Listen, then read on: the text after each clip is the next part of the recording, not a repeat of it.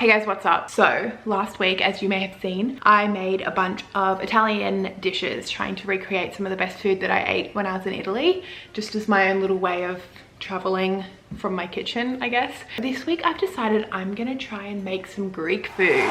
I don't think I've ever made Greek food before, but the food I had when I was there was so good. We're gonna give it a crack. I am gonna try and make, first of all, some coffee that I had when I was in Greece, Espresso freddo. I think it's similar to the like trendy Dalgona coffee, but I'm not sure, so I'm gonna look up a recipe. Second of all, I'm gonna try and make this bread ring called kuduri, which so good. It's basically just bread in a ring with sesame seeds on it. I could try and do something a bit more extravagant, but you know what? Judging by my cookie fail last week, I'm not gonna do that. Third, I wanna make a main dish. I think I'm gonna try and make stuffed peppers, like stuffed capsicum. I had this really good stuffed capsicum. I think it was stuffed with rice and veggies and spices. So yeah, Greek food, let's do it.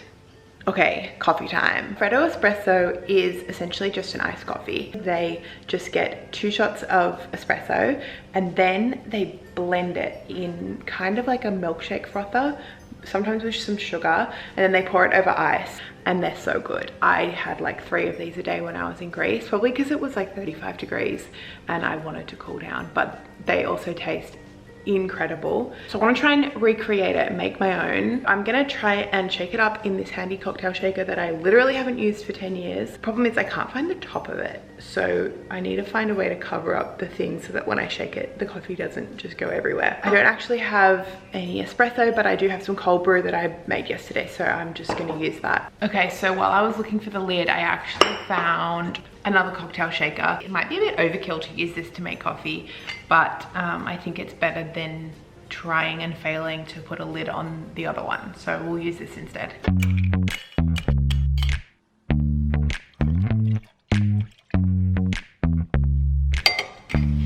Okay. It's kind of frothy. Okay, that looks real good. Okay, it tastes like coffee that's been shaken with ice and sugar. It's really not the same as in Greece because it's not as frothy. It's kind of there. I think maybe I need to shake it more. Let's try again. Okay, it's definitely more frothy. Okay, I'll keep going.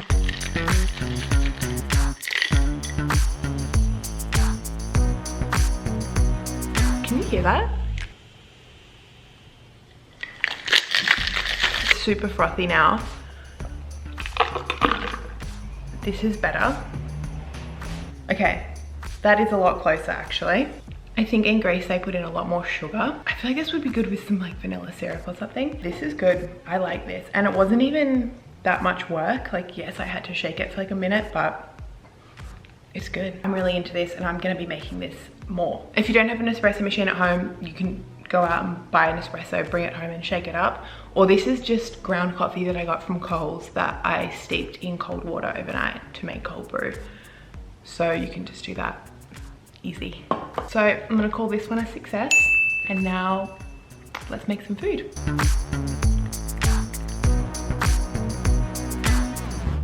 Now it's time to make some bread, which I've never done before. These Greek bread rings are a really popular sort of breakfast food. So sometimes it does come with like a honey wash on the outside. So it's got like honey and sesame seeds, but I don't actually have any honey. So I'm gonna do just like a savory version, which is what I had when I was in Greece anyway. Found some yeast. Unfortunately, I couldn't find the normal kind of yeast, which I think is active dry yeast. I actually just found instant yeast, but I've read about how to use it. Hopefully I can use it as a substitute. I've heard that it works just as fine, but the only difference is that you don't have to mix it with water and then wait for it to ferment or fester or whatever yeast does. Look, I don't know, but basically you just add it in to the rest of the ingredients. I don't know how that's gonna go, but we're gonna give it a crack. So I've just got to mix it all together, let it rest for a little bit and then whack it in the oven. Let's see.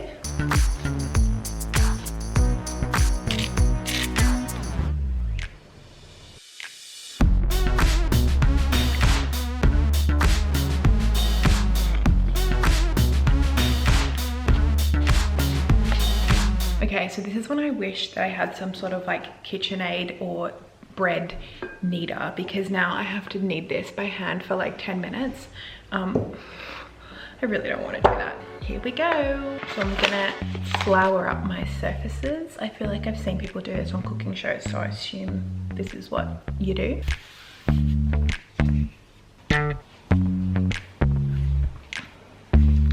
Is this even how you knead? I don't know.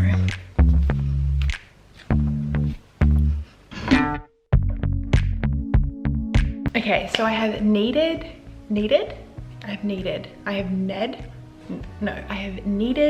my dough.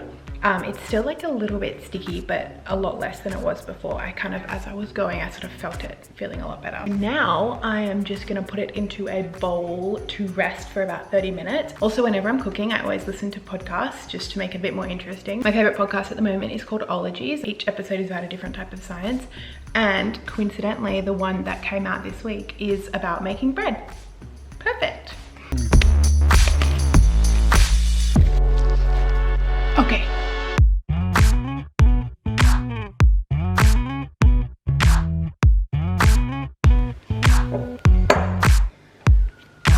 Okay, my dough is ready. It smells really good. I've just got to knead it again for another 4 or 5 minutes, and then I can make it into the circles, and then I can bake it. Yay!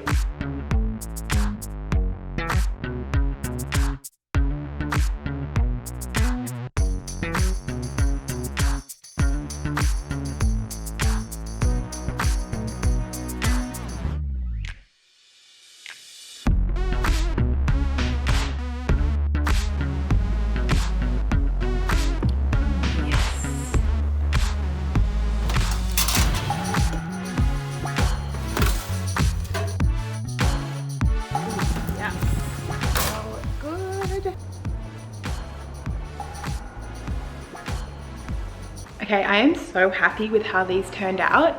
They look exactly like how I remember them in Greece. They smell amazing. Got that sort of golden vibe to it, so it's properly cooked, but I think the inside will still be soft and chewy. Not to be like every single person on Instagram baking bread, but still, I'm super excited about this. And now I'm gonna taste it. That's good. It could use a bit more salt. I definitely nailed the texture, and if I do it again, I'll add salt. I probably will do it again. These are so good, and they're really good, just like breakfast. This and a black coffee. Oh, that's a good breakfast. Success. I have found a way around my bread being not salty enough. Add Vegemite. Much better.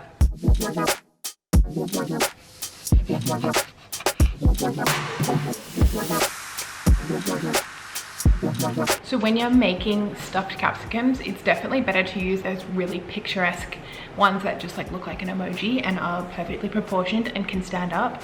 But I always just buy the imperfect ones because they're cheaper and it's less waste to buy the ugly fruit. These are not going to be able to stand up on their own like they're meant to in the recipe, but that's okay.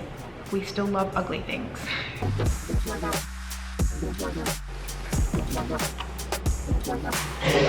Bless you.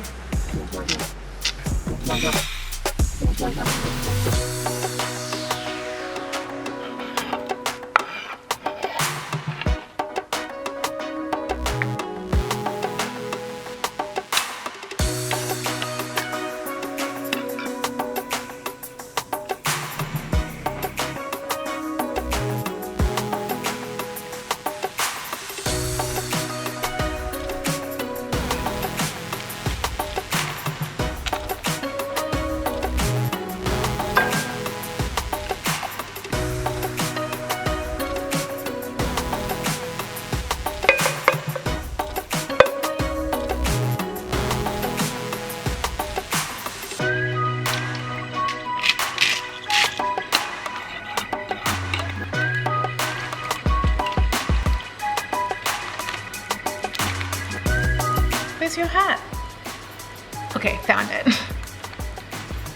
They're all gonna just fall over, whatever. Okay, despite this drunk one, they all look pretty good, hey. Bye, see you in an hour. All right, so it's got about 30 minutes to go. So gonna cover it with some foil so that it doesn't burn the tops of the veggies.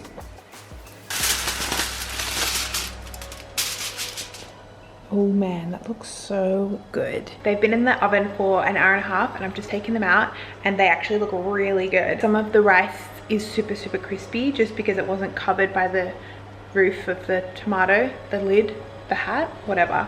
But it smells really good. Everything seems to be really cooked through. You know when something's been cooking for like an hour and a half and you're like, oh, that's gonna be so flavorful. Like everything's just seeped together nicely, and having that sauce at the bottom just makes it all really moist and delicious. So I'm just gonna taste it. I'm gonna wait because tomatoes are notoriously hot out of the oven. So I'm gonna give it a couple more minutes to cool and then I'm gonna try it.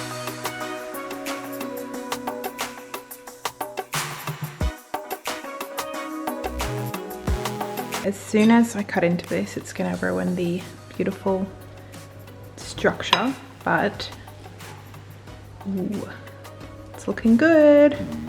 Let's try. That's good. The flavor of that is really good.